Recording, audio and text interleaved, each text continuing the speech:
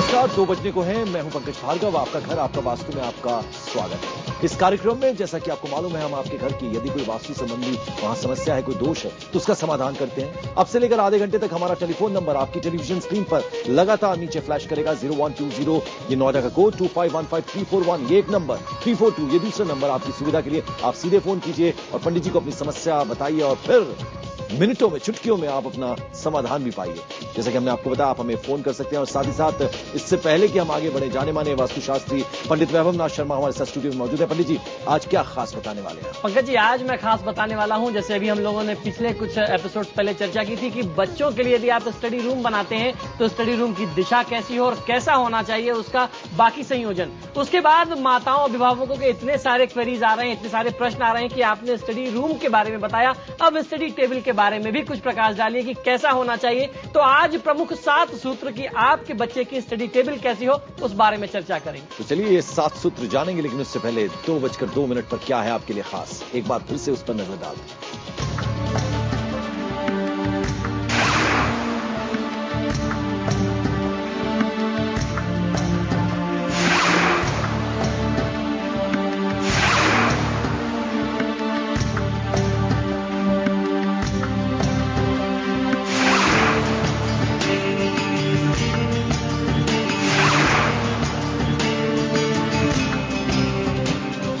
हमें मालूम है वास्तु दोष आप तमाम दर्शकों के अगर घर पे हैं और आप उसका समाधान चाहते हैं, मुझे भी कई बार शंकाएं होती है, तो उसका समाधान पंडित वैभव नाथ शर्मा यहां पर करते हैं। पंडित जी, जो सवाल उभरता है सबसे पहले जहन में, जैसे कि मैंने इससे पहले भी आपसे डिस्कस किया है, आजकल घर के जो कलर स्कीम है, वो पैटर्न जो है वो बदलते जा रहे हैं, तरह तरह के रंगों का इस्तेमाल होता है। खासतौर पर अगर हम स्टडी रूम की बात करें तो किस तरह से वेंटिलेशन उस कमरे में होना चाहिए और ब्राइट कलर्स होने चाहिए, इस पर आपने जोर दिया है। आज क्या कुछ बताने वाले हैं? जी, आज मैं बताने वाला हूं, क्योंकि लगातार जो चिंतित अभिभावक हैं उनके बार प्रश्न आ रहे हैं कि आपने स्टडी रूम के बारे में बताया, रंग का संयोजन बताया, स्टडी टेबल कैसी हो, आपकी टेबल पर क्या चीजें होनी चाहिए और क्या चीज नहीं होनी चाहिए, टेबल कैसे ऑर्गेनाइज करें, इसके बारे में वास्तु का क्या विचार है, आज मैं ये बताऊंगा। तो 7 सूत्र जैसा कि पंडित जी कह रहे हैं वो बताने वाले हैं, तो आइए बारी बारी से शुरू करते हैं। पहला क्या बताने वाले हैं? जी बिल्कुल, पहला सूत्र यह है कि आपने यदि अपने घर में बच्चे के लिए ईशान कोण में स्टडी रूम बनाया, तो ईशान कोण के, यदि ईशान कोण में अर्थात उत्तर पूर्व के कोने में आप स्टडी टेबल रखते हैं और उस स्टडी टेबल का संयोजन ऐसा हो कि उसका जो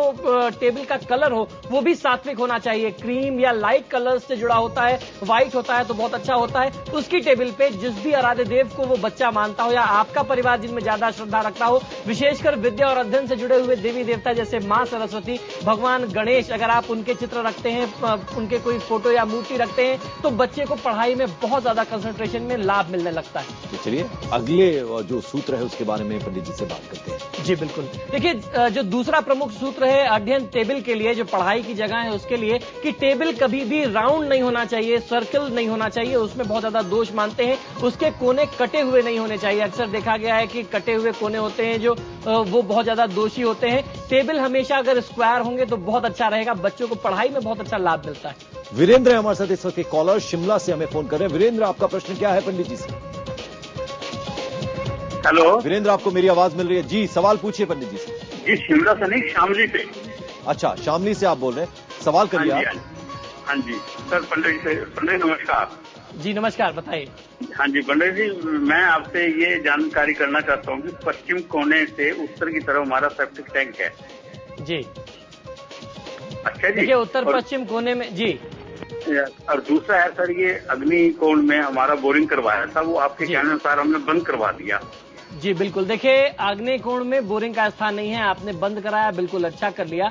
और उसके साथ साथ सेप्टिक टैंक उत्तर पश्चिम कोने में हो सकता है, लेकिन जल की जो निकासी है वो घर से उत्तर या पूर्व की तरफ जानी चाहिए, आपको बहुत अच्छा लाभ मिलेगा। तो चलिए हम दर्शकों से बात करते चलेंगे, लेकिन आज 7 सूत्र पंडित जी बता रहे हैं, यानी जो स्टडी रूम है उधर स्टडी टेबल किस तरह का होना चाहिए, क्या क्या चीजें वहां उस रूम में मौजूद होनी चाहिए। पंडित जी, तीसरे सूत्र की अब बारी आती है। जी पंकज जी, तीसरा सूत्र यह है कि जो आपने उसके लिए बच्चे के लिए रेक्टेंगुलर टेबल ली है, आयताकार टेबल ली है, उसके कोने कटे हुए ना हो, टेबल टूटी हो अगर तो भी दोष होता है, टूटी ना हो और कर्कश आवाज ना करती हो, ऐसी कोई आवाज ना उत्पन्न करती हो जिससे माइंड डिस्ट्रैक्ट होता हो, जिससे नकारात्मक ऊर्जा मन में पैदा होती है, ऐसी कोई आवाज ना करती हो। जो टेबल टूटी ना हो, साफ सुथरी अच्छी टेबल हो। तो देखिए, छोटी छोटी बातें होती हैं जिनको हम अक्सर ध्यान नहीं देते उन पर, लेकिन उनका कितना फायदा होता है ये आप इन सूत्रों के जरिए जान सकते हैं। सुरेश इस वक्त एक कॉलर है, दिल्ली से हमें फोन करें। सुरेश, प्रश्न क्या है आपका? हाँ, नमस्कार पंडित जी। जी नमस्कार, बताइए सुरेश जी। हाँ पंडित जी, मैं मकान के वास्तु के बारे में पूछना चाहता हूँ। आपके यहाँ से कॉल आई थी। देखिए, मेरा जन्म जो है 5/1/47 का है, 3 या 4 के बीच में, सियालकोट। आप अपना प्रश्न बताइए। प्रश्न मेरा ये है कि मेरे जो है घर के मुख्य द्वार पर ऐसा क्या लगाया जाए कि जिससे आने वालों की नजरें और इन चीजों से हमारा आप बचाव मुझे हो। अपने घर की दिशा बताइए, आपका प्रवेश द्वार किस दिशा में है? ये पश्चिम दिशा में है। जी देखिए, अगर पश्चिम दिशा में है तो हनुमत यंत्र प्राण प्रतिष्ठित करके लगवा दीजिए। आपका घर, आपका प्रवेश द्वार बहुत ही शुभ रहेगा और किसी भी नजर दोष से, ऊपरी बाधा से सुरक्षित रहेगा।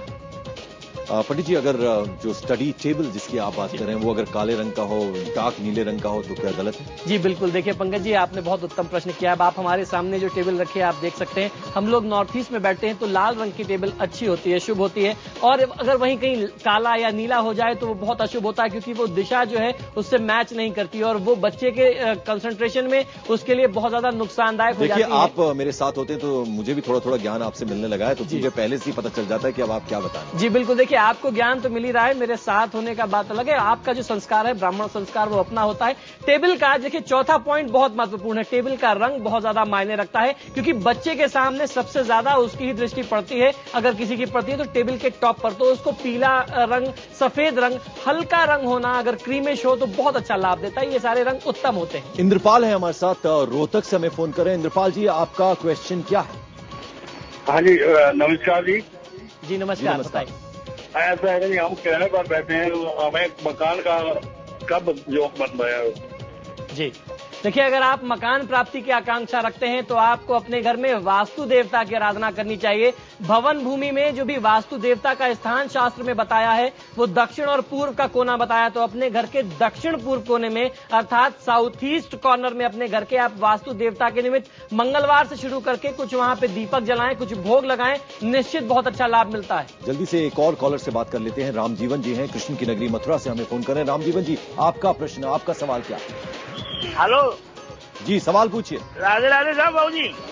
जी नमस्कार, राधे राधे, बताइए। जी, मेरा घर है, उसका नाम क्या, पूर्वमुखी घर है जी और उस कर्जा बहुत है बाबू जी, और मेरा धंधा जी। नहीं चलता है। जी देखिए, कर्ज का सबसे प्रमुख कारण घर का आग्नेय कोण होता है। उसका सीधा सीधा संबंध किसी व्यक्ति के धन से होता है और व्यापार न चलने का सीधा संबंध आपके घर के ईशान कोण से है। तो आपके घर का उत्तर पूर्व का कोना ईशान कोण और दक्षिण पूर्व का कोना आग्नेय कोण, इन दोनों को ठीक कर लीजिए, इनको साफ सुथरा रखिए, इन दोनों स्थान को जागृत रखिए। ईशान कोण में पूजा पाठ का स्थान रखिए, अग्नि कोण में दक्षिण पूर्व के कोने में आप अगर रसोई रख सकते हैं। यदि रसोई नहीं है तो उसको वहां पे संध्याकालीन समय में एक सरसों के तेल का दीपक लगा करके जागृत करिए, बहुत जल्दी लाभ मिलने लगेगा। तो आपके घर में स्टडी कैसी हो, आपके बच्चों का स्टडी रूम कैसा हो, ये तो हम बता ही रहे हैं। साथ ही साथ पंडित जी आपको ये भी बता रहे हैं कि जो टेबल है उसका कलर क्या हो, स्टडी टेबल का उसका जो आकार है वो किस तरह का हो, ये तो बता चुके हैं। 4 सूत्र पंडित जी ने बताए, 5वां सूत्र क्या है, आइए उनसे जानते हैं। 5वां सूत्र पंकज जी, आज का जो एक बच्चे लोगों के लिए एक बहुत महत्वपूर्ण संयोजन हो गया है कि कंप्यूटर टेबल कहाँ रखी जाए। सबसे ज्यादा समय आजकल बच्चे कंप्यूटर पे बिताते हैं, तो घर की उत्तर की दिशा या पूर्व की दिशा इस मायने में बहुत ज्यादा लाभ दे सकती है। अगर आपका बच्चा घर में उत्तर या पूर्व की तरफ अपने ईशान कोण के कमरे में, अध्ययन कक्ष में, वहां मुख करके बैठता है तो बहुत ज्यादा क्रिएटिव होगा। जितना भी काम करेगा उससे उसको ज्ञान मिलेगा। कंप्यूटर से, इंटरनेट के माध्यम से वो और चीजों में फंसने की बजाय ज्ञान प्राप्त करके आगे बढ़ सकता है। मधु है हमारे साथ जयपुर से। मधु, आपका सवाल। हाँ जी पंडित जी, मेरा सवाल ये है कि मेरे घर में 2 सीढ़ियाँ, एक तो मेन गेट से सामने से खुलती है और दूसरी है जो अंदर से, दोनों में ही 16 स्टैंड है उसके अंदर। तो आप बताइए कि इसका निवारण क्या है? देखिए, ऐसी स्थिति में आपको करना ये चाहिए कि अपने जो आपने बताया कि प्रवेश द्वार के ठीक सामने सीढ़ी जाती है, उसको तो सबसे पहले पर्दा लगा करके आपको बाधित करना चाहिए। कभी भी प्रवेश द्वार से सीढ़ियां नहीं दिखनी चाहिए, ये बहुत बड़ा दोष होता है और ये मारक ऊर्जा उत्पन्न करता है, जिससे चोट चपेट एक्सीडेंट की ज्यादा संभावना बनती है। और इस दोष को दूर करने के लिए आप अपने घर में कुछ शुभ रंगों का प्रयोग कर सकते हैं। वास्तु मंत्रों का यदि आप प्रयोग करवा लें तो आपके घर में जो सीढ़ियों से उत्पन्न गंभीर वास्तु दोष है वो तत्काल रुक सकता है। यदि आप हमारा ये कार्यक्रम नहीं देख पाए किसी कारणवश, तो हमारी वेबसाइट है ibinखबर.com, उस पर ये आप पूरा प्रोग्राम देख सकते हैं। अब बारी आती है छठे सूत्र की। पंडित जी, छठा सूत्र क्या कहता है? जी, छठा सूत्र है अध्ययन टेबल व कुर्सी के ऊपर सीढ़ियां, बीम या कोई कॉलम नहीं होना चाहिए। इसका बहुत ज्यादा ध्यान रखना है। बच्चा यदि बैठता है तो उसके ऊपर कहीं कोई बीम ना हो, कोई उसके ऊपर कोई गाटर्स ना आते हो, या ऐसी कोई चीज ना होनी चाहिए। अगर अक्सर देखा गया है लोग परछत्ती बना देते हैं, स्टोर टाइप का प्रयोग करते हैं, ऐसा कभी नहीं होना चाहिए। अगर ऐसा होगा और बच्चा वहां बैठता होगा तो उसके ऊपर मानसिक तनाव और दबाव बहुत ज्यादा हो सकता है। इस चीज से परहेज करना चाहिए। प्रज्ञा अग्रवाल हमारे साथ एक कॉलर है, कासगंज से हमें फोन कर रही हैं। प्रज्ञा, क्या है आपका प्रश्न पंडित जी से? नमस्कार पंडित जी।